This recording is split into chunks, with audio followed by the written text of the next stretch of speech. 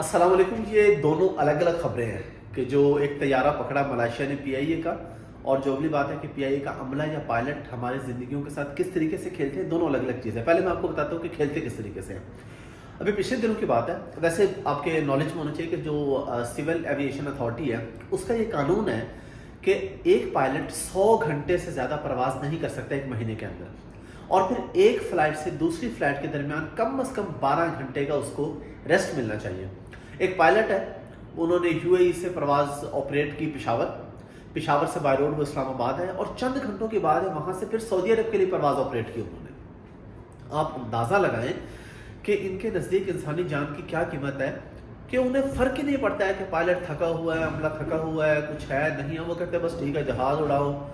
इंसानी जान पाकिस्तानी है ना, इनकी क्या औकात है। मतलब इनके मुताबिक ये 2% के पाकिस्तानी लोग हैं, क्या फ़र्क पड़ता है अगर मर भी जाएंगे तो हादसा हो जाएगा। तो अल्लाह ताला माफ़ करे। बाकी परवाज़ों में ये होता है, आप बाय एयर ट्रैवल करते हैं तो ज़्यादा हादसे के चांसेस होते हैं। होता ये है कि उम्मीद होती है कि इंशाल्लाह आप पहुँच जाएंगे, खुदा न खास्ता हादसा भी पेश आ सकता है।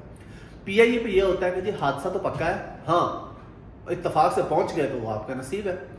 और उनके नज़दीक ये वो चाहते हैं कि जी आप लोग जन्नत में जाएं। भाई हमें जन्नत में भेजने के चक्कर में आप अपनी जहन्नुम पक्की ना करें।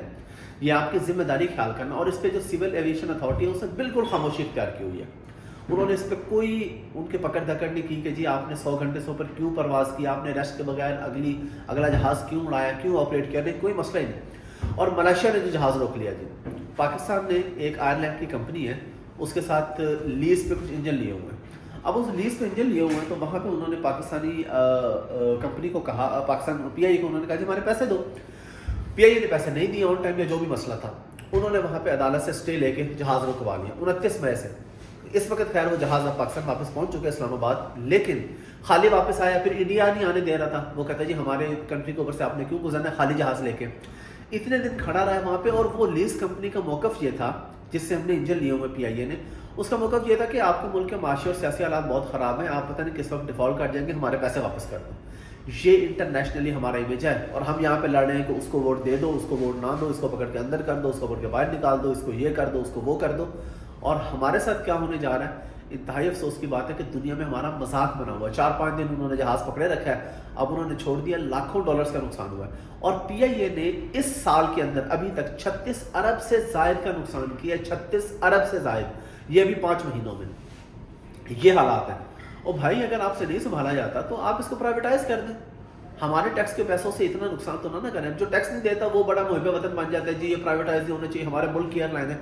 भाई जब आप टैक्स देंगे फिर आप बात करना। हुब्बुल वतनी उसको सूट करती है जो टैक्स देता हो, और जो मजबूरन टैक्स देता है उसको भी सूट नहीं करती। जिसकी तनख्वाह में से कट जाए तो उसको सूट नहीं करते हुब्बुल वतनी। हुब्बुल वतनी उसको सूट करती है जिसके इख्तियार में होता है कि टैक्स चोरी कर सके फिर भी ना करे और पूरा टैक्स दे।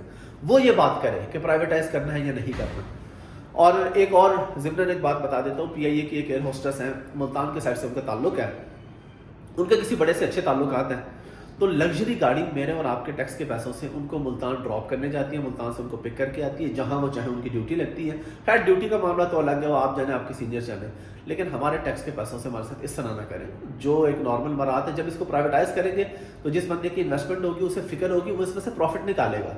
उसे होगा जी मैंने तो अपना प्रॉफिट निकालना है इसमें से, ये फारिग बंदे सारे निकाल दो, जो फालतू में है वो निकाल दो, ये जो गाड़ियाँ फजूल पिक एंड ड्रॉप पे जा रही हैं इनको निकाल दो, सब फारिग करके उसने प्रॉफिट में लेके आना है। तो भाई हमारे मुल्क को फ़ायदे में जाना चाहिए। इस सियासी दुश्मनी से निकलें और मुल्क के लिए कुछ सोचें।